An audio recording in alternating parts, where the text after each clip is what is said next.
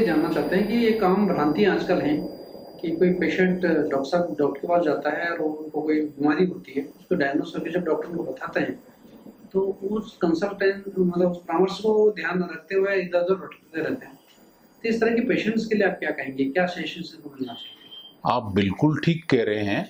बहुत बार हमारे सामने एक बड़ी विचित्र सी स्थिति पैदा हो जाती है कि कोई रोगी हमारे पास आता है और हम रोगी को परीक्षण करके, जांच करके और उसका एग्जामिनेशन करके और कोई बीमारी डायग्नोज करके देते हैं, निदान करके देते हैं कि भाई तुम्हें ये बीमारी है।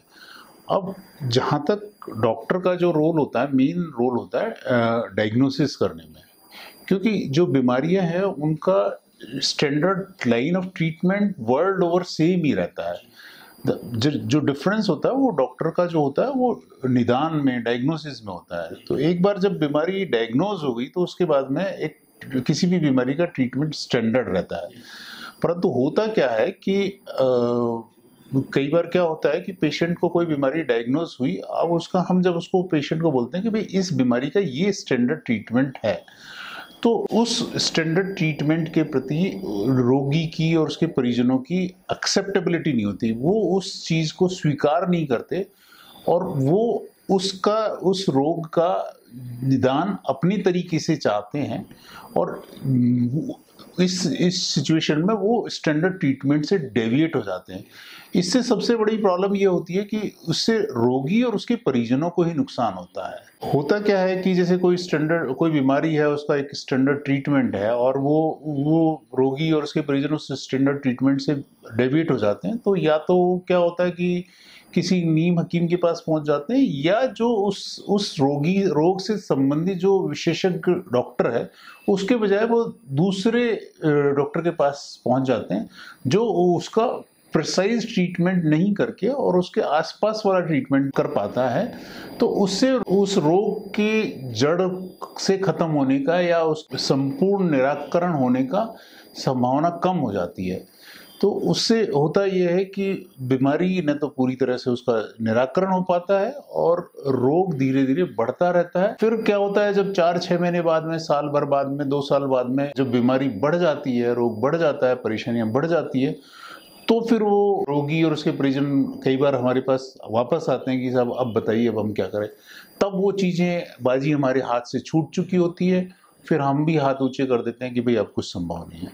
तो मेरा रोगियों से और उनके परिजनों से ये अनुरोध है कि डॉक्टर कोई भी किसी भी रोग के लिए कोई अपनी इच्छा से कोई ट्रीटमेंट नहीं बताते। वो एक स्टैंडर्ड ट्रीटमेंट है जो चिकित्सक अपने अनुभव से, अपनी योग्यता से, अपने सालों के एक्सपीरियंस के बेसिस पे उस ट्रीटमेंट को बताता है और रोगी और उसके परिजनों को फॉलो करना चाहिए। उसमें रोगी और उसके परिजनों का भला है। अगर रोगी और उसके परिजन उसको फॉलो नहीं करते हैं तो उससे उनका नुकसान होता है। सर ऐसे मतलब जिस तरह के जब पेशेंट होंगे, जैसे नीम हकीम के पास जाते हैं, तो इससे तो इनको नुकसान होगा ही होगा। इसके अलावा भी जो बीमारी होगी तब तक तो बहुत बड़ा शरीर को बहुत ज़्यादा नुकसान पहुँचा चुकी होगी। तो इनको मतलब या डॉक्टर जो सेगमेंट से रिलेटेड डॉक्टर या जो सही ट्रीटमेंट देने वाला जो फील्ड से रिलेटेड है, जैसे डॉक्टर से मिलना चाहिए।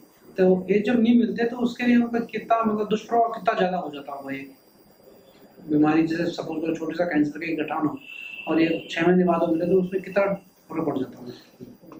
बहुत फर्क पड़ जाता है। कई बार जैसे आपने जैसे एक उदाहरण दिया कि कैंसर की गिठानी है, तो कैंसर एक ऐसा रोग है जो समय के साथ बढ़ता जाता है। जैसे शुरू में वो हमारे पास आया तो उस समय हम कहते हैं कि भाई तेरा ये अंग या शरीर का ये हिस्सा हटाना पड़ेगा, है ना, उससे तेरी बीमारी पूरी तरह हट जाएगी और एक क्यूरेटिव ट्रीटमेंट हो जाएगा। पर रोगी या उसके परिजन उस अंग को या उस हिस्से को हटाने के लिए तैयार नहीं होते हैं और वो किसी नीम हकीम के पास या किसी जो अन्य उसके चिकित्सक के पास चले जाते हैं और जो समय उसमें खराब होता है उसमें वो कैंसर की गिठान बढ़ती जाती, फैलती जाती है।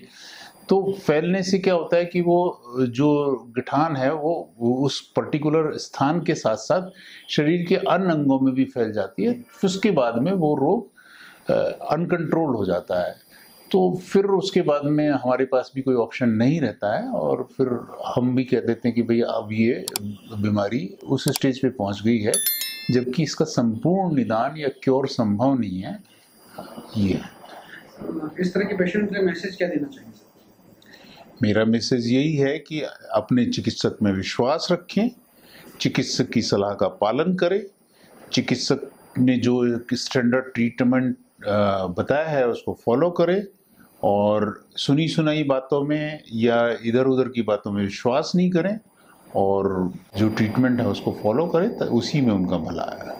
Heart and EECP general hospital US FDA व अमेरिकन हार्ट एसोसिएशन द्वारा अनुमोदित राजस्थान का प्रथम अंतर्राष्ट्रीय मापदंडों के अनुसार हार्ट अटैक के मरीजों का बिना सर्जरी बिना भर्ती किए EECP द्वारा अत्याधुनिक इलाज।